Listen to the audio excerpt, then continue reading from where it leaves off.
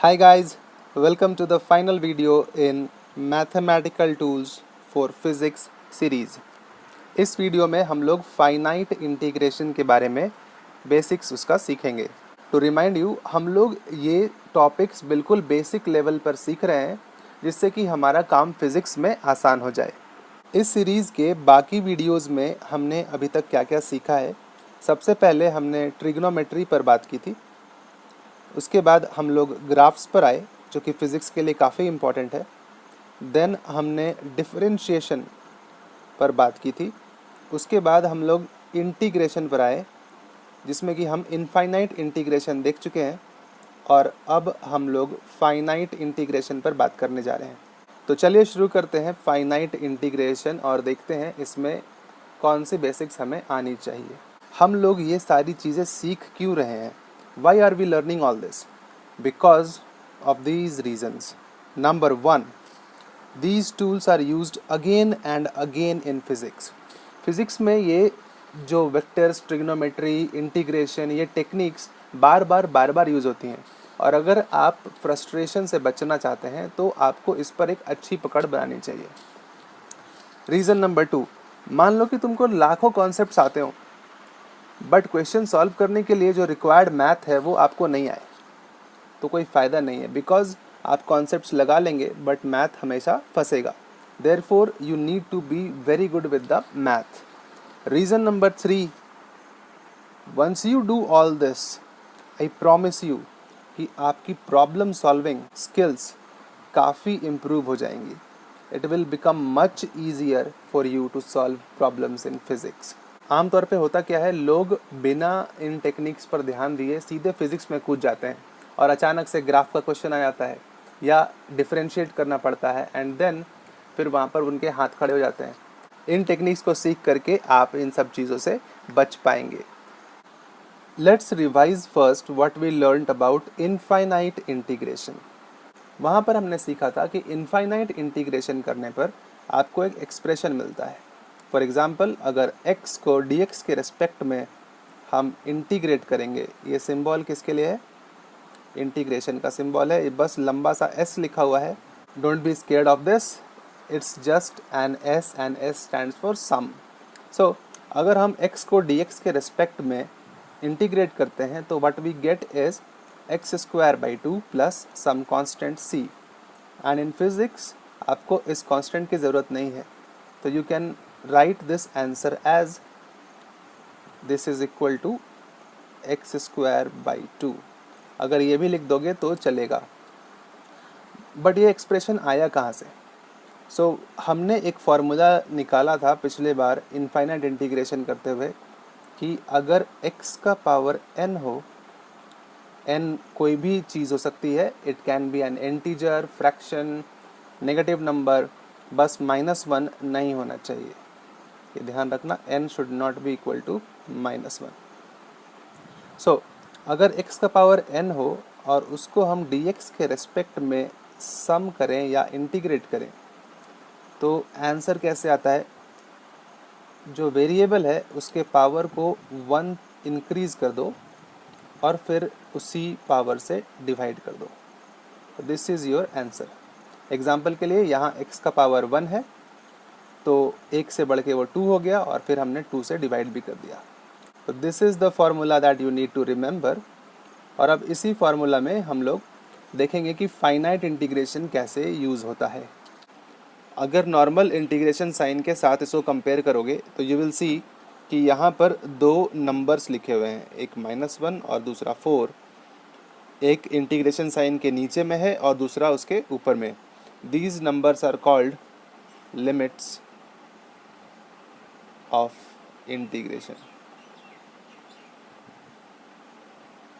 ठीक है, अब हम इसको पढ़ते कैसे हैं? अब हम x³ dx को जोड़ रहे हैं, लेकिन कहाँ से कहाँ तक?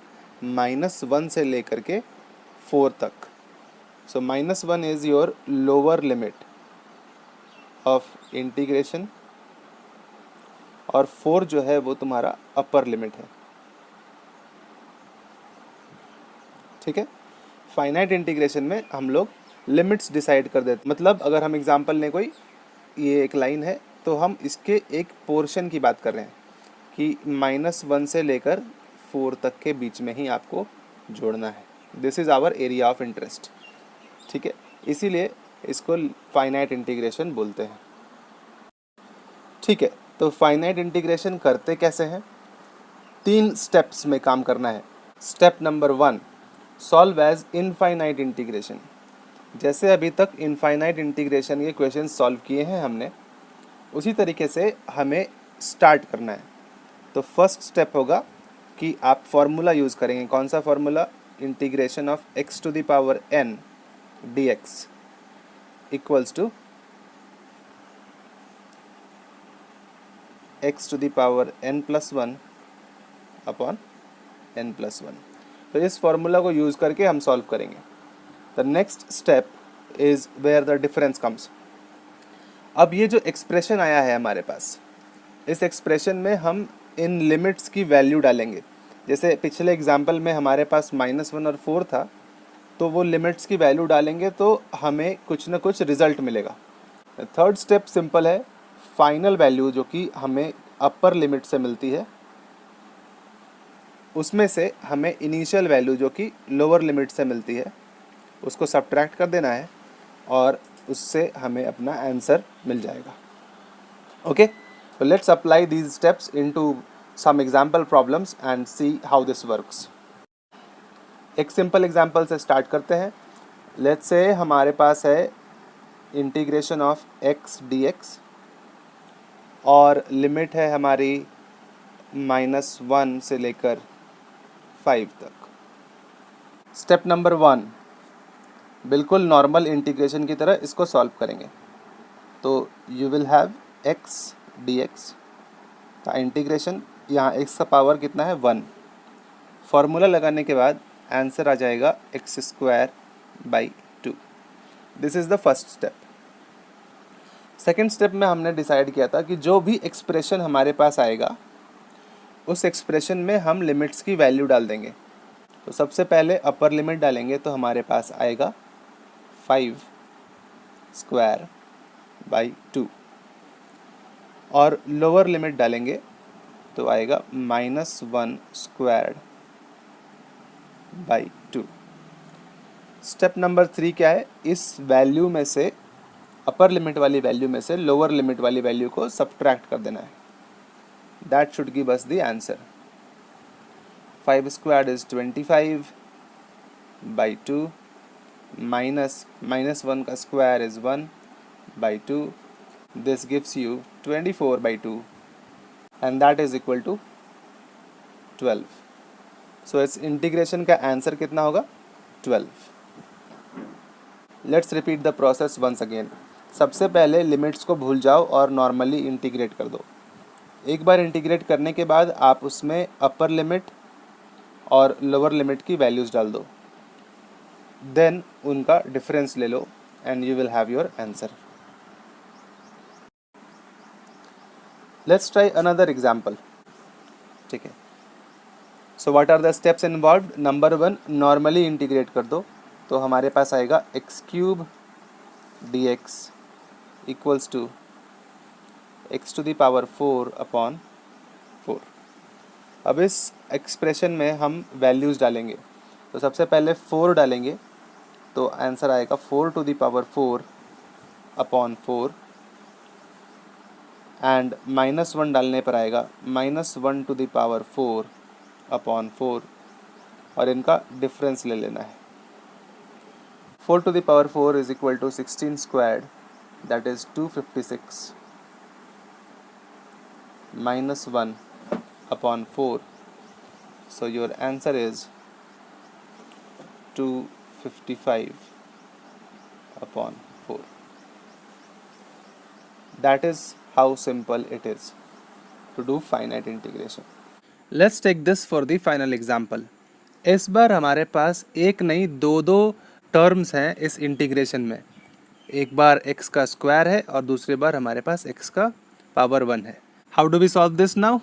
सबसे पहले नॉर्मली इंटीग्रेट करेंगे तो we will get x² plus x dx and the result is going to be equal to x cube upon 3 plus x square by 2. तो दिस इज़ योर एक्सप्रेशन. अब इस एक्सप्रेशन में आप एक बार अपर लिमिट और एक बार लोअर लिमिट डाल दो. तो अगर हम इसमें अपर लिमिट डालते हैं तो we will get 1 cube upon 3 plus 1 square upon 2. This is the value by putting the upper limit. उसके बाद हम लोअर लिमिट डाल देते हैं. यहाँ पर लोअर लिमिट का वैल्यू 0 है, तो you will get 0 cube plus 0 square by 2 and that will be equal to 0.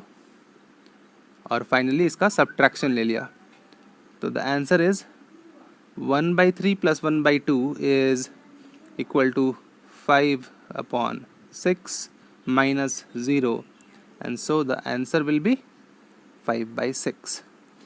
इस तरीके से आप फाइनाइट इंटीग्रेशन के प्रॉब्लम्स को सॉल्व करते हैं. Step number 1, normally integrate. Step number 2, put the values. And step number 3, take the difference. All right, so I hope that कि ये प्रोसेस आपको समझ में आ गया है. Now let's take a look at some of the integrations जो कि फिज़िक्स में बार बार यूज़ होते हैं, और अगर आप उसको याद कर लेते हैं तो you will save a lot of valuable time in problem solving. तो चलो देखते हैं वो इंटीग्रेशंस कौन कौन से हैं. जो पहला फाइनाइट इंटीग्रल आपको याद होना चाहिए वो है ये. साइन एक्स को डी एक्स के रिस्पेक्ट में अगर 0 से पाई तक ऐड करोगे तो the value that you will get is 2. Let's see how. Let's first see the graph of sine x and try to understand the area which we are talking about. If we draw the graph of sin x,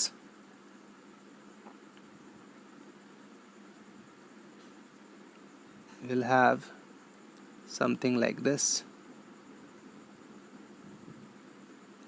This is your 0 and this is pi, and here is pi by 2, और यहाँ पर sin x का value जो है वो है 1 होता है.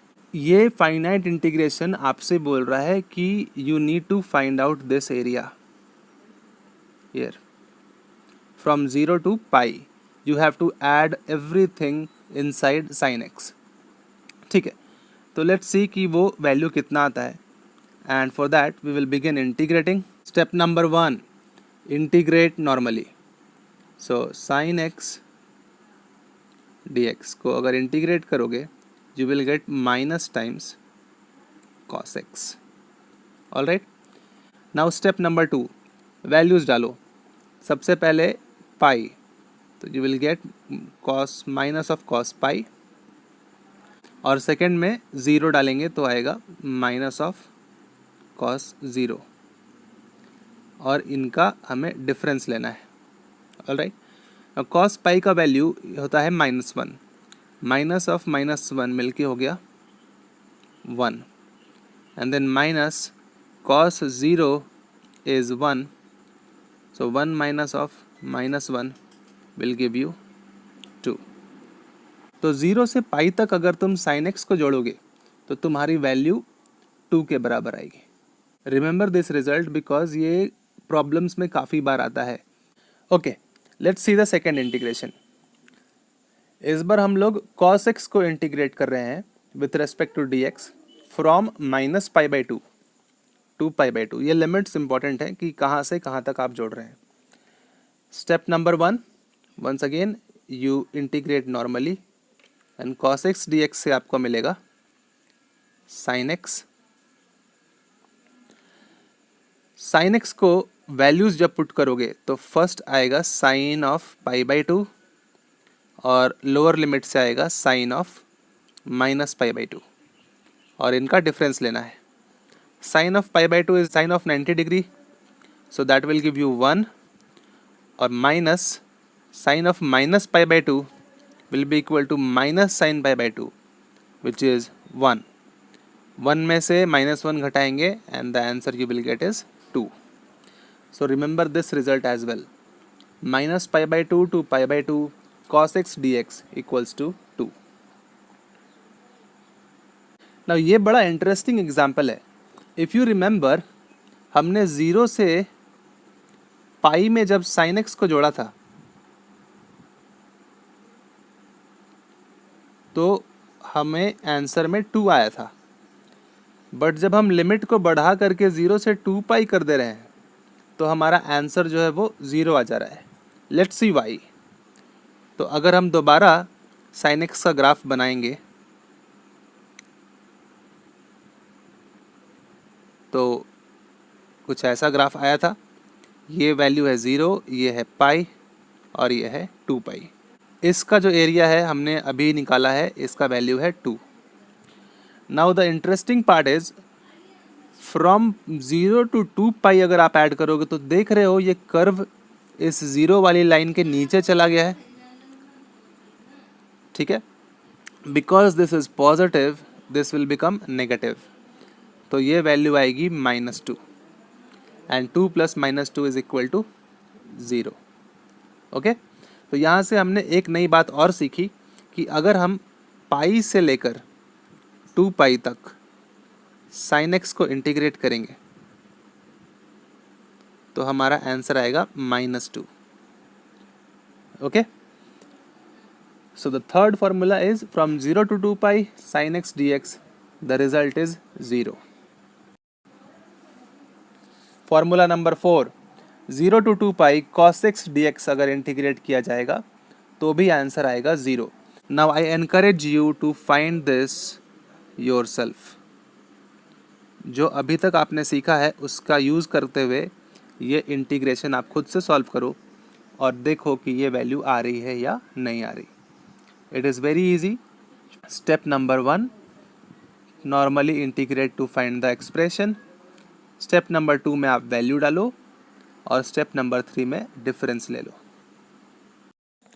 चलो वाइंड अप करते हैं इस सीरीज़ को। फिज़िक्स सीखने के लिए मैथ के कुछ खास टूल्स एसेंशियल हैं और हमने इस सीरीज़ में उन्हीं को सीखा है। सबसे पहले हमने ट्रिग्नोमेट्री के ऊपर बात की, जिसमें कि हमने बेसिक एंगल्स और कंपोनेंट लेना सीखा कि किस तरफ साइन थीटा लिया जाए और किस तरफ कॉस थीटा।